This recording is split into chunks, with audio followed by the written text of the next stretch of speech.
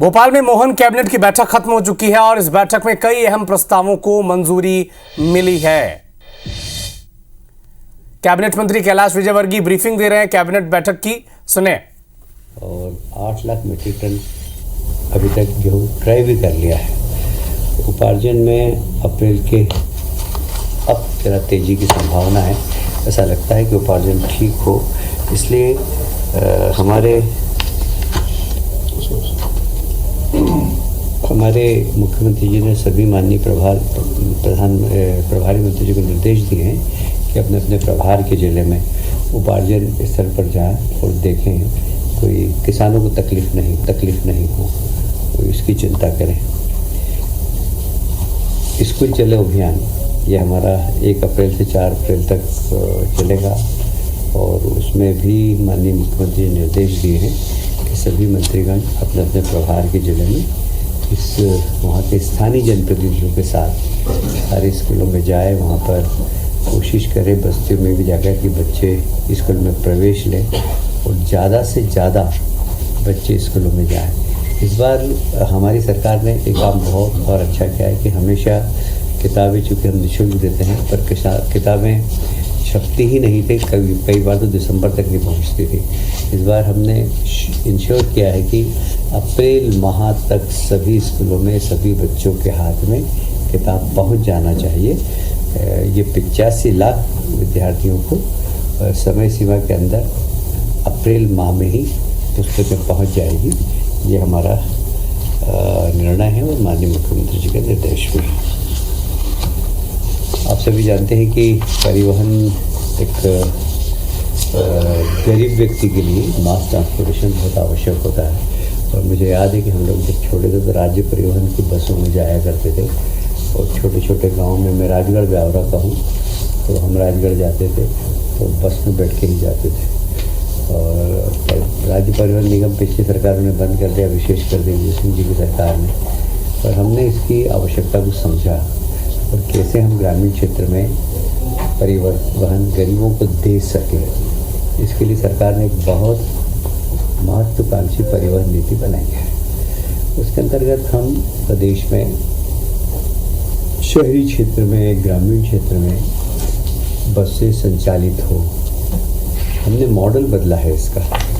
और मॉडल इसका ऐसा है कि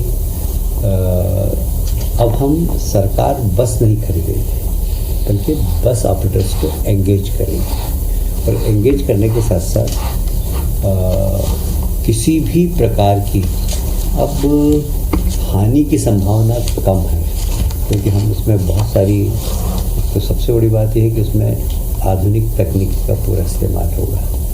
हम मध्य प्रदेश में एक होल्डिंग कंपनी बनाकर और इसमें पीपी मॉडल पर पूरा की पूरा ये बसों का संचालन होगा, पर कंट्रोल हमारी होल्डिंग कंपनी का होगा।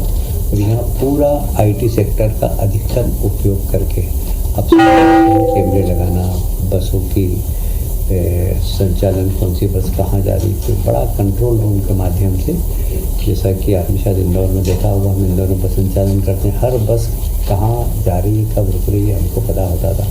इसी बड़ा कंट्रोल रूम आईटी का भरपूर फ़ायदा उठाकर पूरे बस का संचालन हम सब लोग देख सकेंगे। यहाँ तक कि अब सबसे बड़ा चैलेंज क्या होता था कि इसमें चोरी होती थी, तो अब टिकट के बिना कोई बस में नहीं बैठे और टिकट काटने वाली एजेंसी अलग हो, तो टिकट लेकर ही बस में बैठे लोग। तो इसके लिए आजकल सॉफ्टवेयर होते हैं कि टिकट लेने के बाद बस में चढ़ने के पहले सॉफ्टवेयर में टिकट दिखा चाहिए, जिससे आपकी नंबरिंग हो जाती है, तो उसमें चोरी नहीं होगी। और इसलिए हमें लगता है कि अब गरीब व्यक्ति जो एक जीप में 50-50 लोग लटक के जाते हैं, विशेषकर ट्राइबल इलाके में, उनके लिए यह योजना बहुत महत्वपूर्ण है। और इसलिए परिवहन प्रदेश की आवश्यकता थी। हमने चुनाव में घोषणा भी की थी कि गरीब व्यक्तियों को मास ट्रांसपोर्टेशन हम उपलब्ध कराएंगे, तो हम उस घोषणा के अनुरूप ही हमने परिवहन नीति प्रारंभ की है। मुख्यमंत्री सुगम परिवहन सेवा इसका नाम है और इसके माध्यम से हम दूरस्थ ग्रामीण क्षेत्रों में आवागमन सुगम कर सकें, इसका हम प्रयास कर रहे हैं। इसमें एक मैंने बताया मध्य प्रदेश की होल्डिंग कंपनी होगी, फिर 7 कंपनियां संभागों के अनुसार होगी, इंदौर, भोपाल, रीवा, जबलपुर, ऐसे उज्जैन, ऐसे अलग अलग होल्डिंग कंपनियां होगी। फिर उसके बाद ज़िले में भी हमारी सलाहकार समिति होगी, जिसमें माननीय जो वहाँ के ज़िले के अगर मंत्री हैं कोई तो मंत्री अध्यक्षता करेंगे, अदरवाइज कलेक्टर समन्वय का काम करके सारे जनप्रतिनिधि, उसमें विधायक भी होंगे, सांसद भी होंगे, और समय समय पर होल्डिंग कंपनी को सलाह देंगे कि कैसे कहाँ पर बसें चलना चाहिए, कहाँ नहीं चलना चाहिए, इन सबको। इसमें जो विशेषता ये है कि एक तो पहला जैसे मैंने बताया कि सरकार बस नहीं खरीदेगी, सरकार प्राइवेट बस ऑपरेटर से काम लेगी।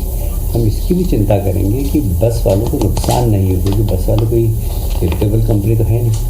हमने वहाँ पर कार्गो सिस्टम को अभी हम प्रारंभ कर रहे हैं, जैसे सामान ले जाना एक स्थान से दूसरे स्थान पर, डाक ले जाना एक स्थान से दूसरे स्थान पर। जैसे एक दिन में इंदौर से 4 घंटे में भोपाल अगर डाक भिजवाना है तो बस की व्यवस्था कर सकते हैं, उसमें कुछ सामान भिजवाना हो तो उस बस में रख सकते हैं। तो कार्गो सिस्टम भी चालू कर रहे हैं, और परिवहन नीति के जो हमारी पॉलिसी उसमें संशोधन भी कर रहे हैं। एक्ट में प्रावधान करेंगे कि हम सवारी के साथ साथ उस बस का इस्तेमाल कार्गो के लिए भी कर सकें। हम कैसे,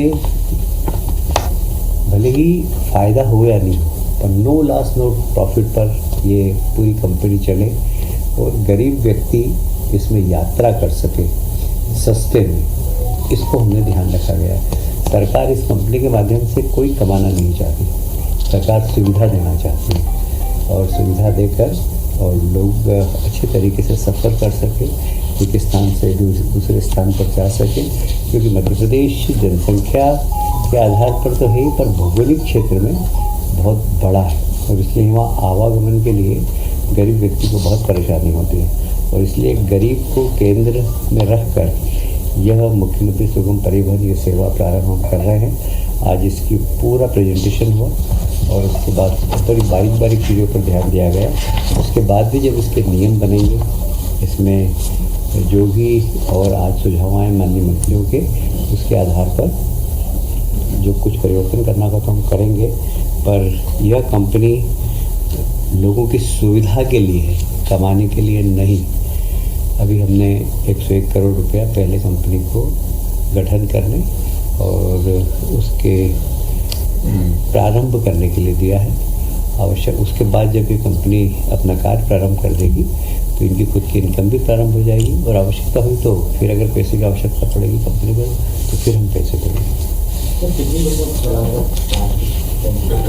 जहाँ आवश्यकता होगी आवश्यकता के अनुसार।